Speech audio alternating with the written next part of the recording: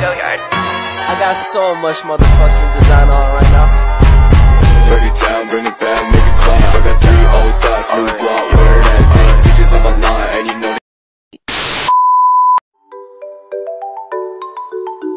Hai guys, nama saya Nurul Zalsa Nabilah dengan NPM 21140700028, sedang berkuliah di Universitas Nusantara PGRI Kediri dengan mengambil program studi pendidikan guru pendidikan anak usia dini.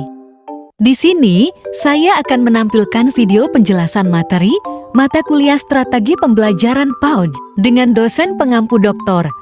Anik Lestariningrum, MIPD. Ayo kita mulai.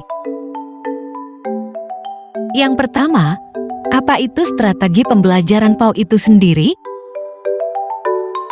Strategi pembelajaran PAUD adalah hal-hal yang berkaitan dengan kegiatan, baik prosedur, langkah, maupun metode dan teknik yang dipilih untuk mempermudah, memfasilitasi, dan memberi bantuan yang lain kepada siswa dalam mencapai tujuan-tujuan instruksional pembelajaran anak usia dini.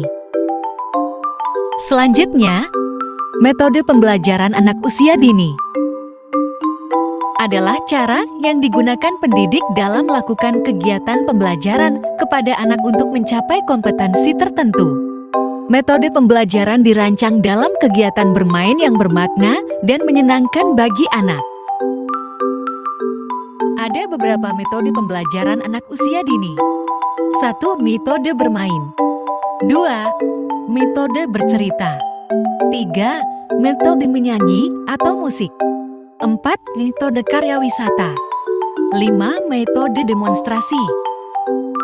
Di sini, kita akan membahas metode bercerita.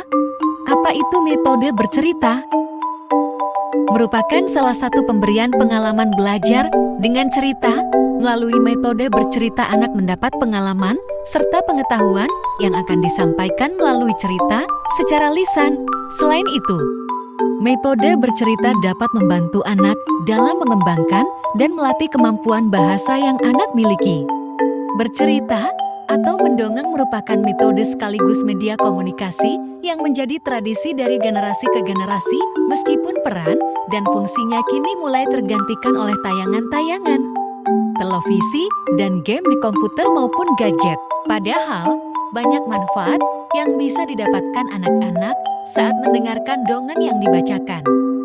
Adapun manfaat dari belajar sambil bercerita bagi anak usia dini, yaitu yang pertama, mengembangkan kemampuan berbahasa dan berbicara anak. Yang kedua, mengembangkan emosional dan sosial anak. Yang ketiga, mengembangkan imajinasi dan kreativitas anak.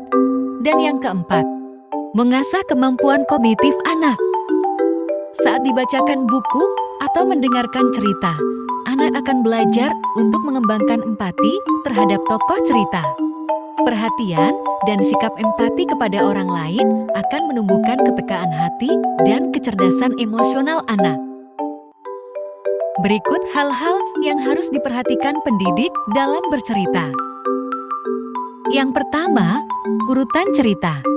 Urutan cerita harus sesuai alur urut, tidak berubah-ubah atau gonta-ganti yang membuat anak bingung.